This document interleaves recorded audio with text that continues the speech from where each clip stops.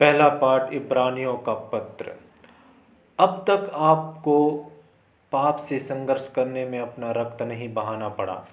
क्या आप लोग धर्म ग्रंथ का यह उपदेश भूल गए हैं जिसमें आपको पुत्र कहकर संबोधित किया गया है?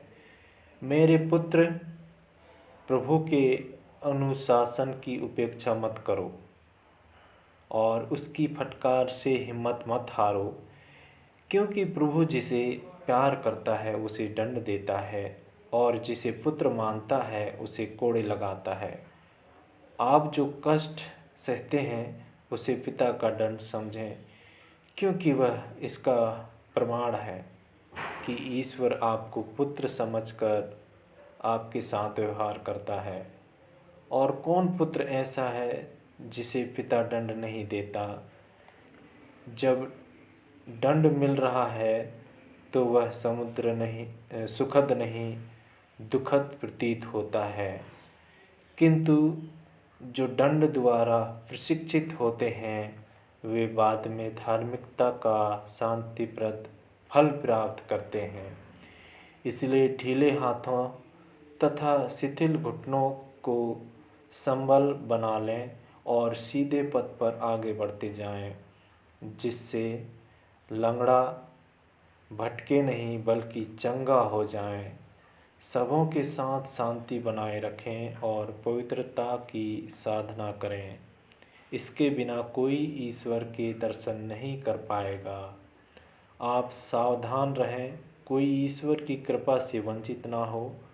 ऐसा कोई कड़वा और हानिकार पौधा पनपने ना पाए जो समस्त समुदाय को दूषित कर दे। यह प्रभु की वाणी है। ईश्वर को धन्यवाद। सुसमाचार मार्कुस अध्याय 6 पद संख्या 1 से 6। वहाँ से विदा होकर ईसा अपने शिष्यों के साथ अपने नगर आए। जब विश्राम दिवस आया तो वे सभागृह में शिक्षा देने लगे।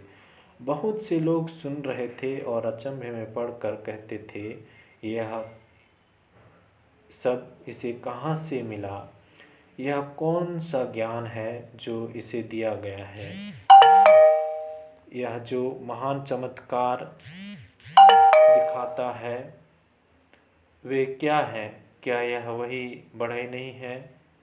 मरियम का बेटा याकूब, यूसुफ, यूदस और सिमोन का भाई, क्या इसकी बहनें हमारे ही बीच नहीं रहती?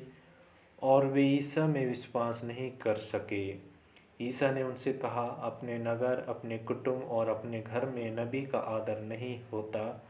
वे वहाँ से कोई चमत्कार नहीं कर सके। उन्होंने केवल थोड़े से रोगियों पर हाथ रखकर उन्हें अच्छा किया। उन लोगों के अविश्वास पर ईसा को बड़ा आश्चर्य हुआ।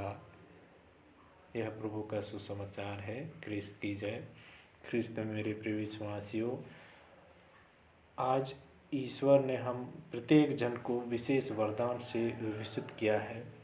बहुधा इन वरदानों की कद्र दूसरों के द्वारा की नहीं जाती है और हम हताहत होते हैं, पर याद रखें कि ईश्वर हमें ये वरदान दिए हैं ताकि हम इन वरदानों के द्वारा आशा, शांति और चंगाई का कारण बन सकें।